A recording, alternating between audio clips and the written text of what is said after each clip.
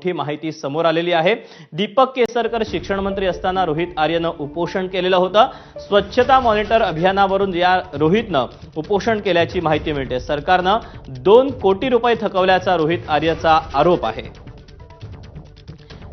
तेव्हा आता पवईमध्ये जो सगळा प्रकार घडलेला होता, ज्या रोहित आर्यनं या मुलांना ओलीस ठेवलेलं होतं, त्याच्याबाबतची आता माहिती आता हळूहळू पुढे येते आहे।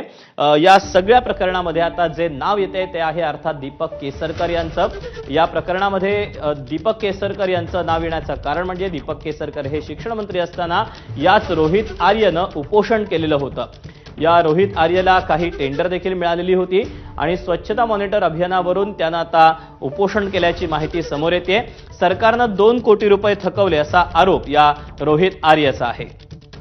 तेव्हा आता या पुण्यामध्ये हा जो रोहित आर्य आहे तो राहतो आणि त्याच्याबाबतची आता जी माहिती आहे ती पुढे येते आहे। तेव्हा आता आणखी याची चौकशी जसजशी पुढे जाईल त्यातून आणखी काही खुलासे किंबहुना हा जो संबंधित व्यक्ती आहे रोहित आर्य आणखी कुठले खुलासे करतोय, काय नेमकं याचं म्हणणं आहे, या देखील गोष्टी पुढे येणार आहेत।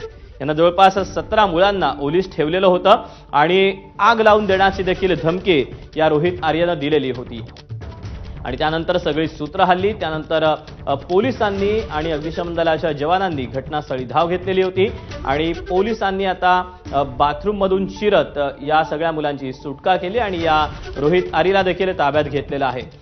माझ्या काही मागण्या आहेत असं देखील याचं म्हणणं होतं आणि या सगळ्या प्रकरणातून आता जी महत्त्वाची अपडेट हाती आलेली आहे ती म्हणजे हा जो रोहित आर्य आहे ह्यानं दीपक केसरकर हे शिक्षण मंत्री असताना एक उपोषण केलेलं होतं आणि सरकारनं 2 कोटी रुपये थकवल्याचा आरोपही त्यानं केलेला आहे।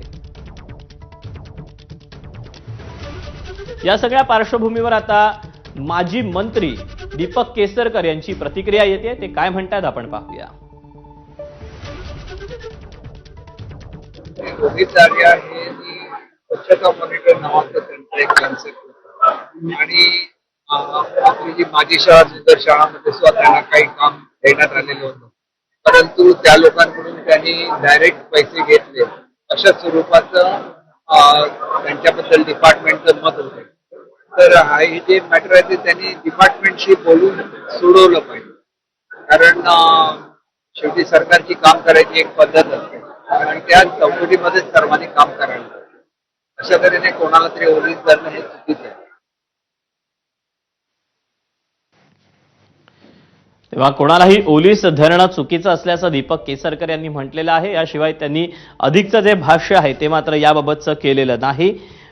शिक्षण मंत्र्यांच्या बाबत ते शिक्षण मंत्री होते आणि या सगळ्या दरम्यान आपले काही जे पैसे आहेत ते सरकारकडे अडकलेले आहेत असा देखील आरोप या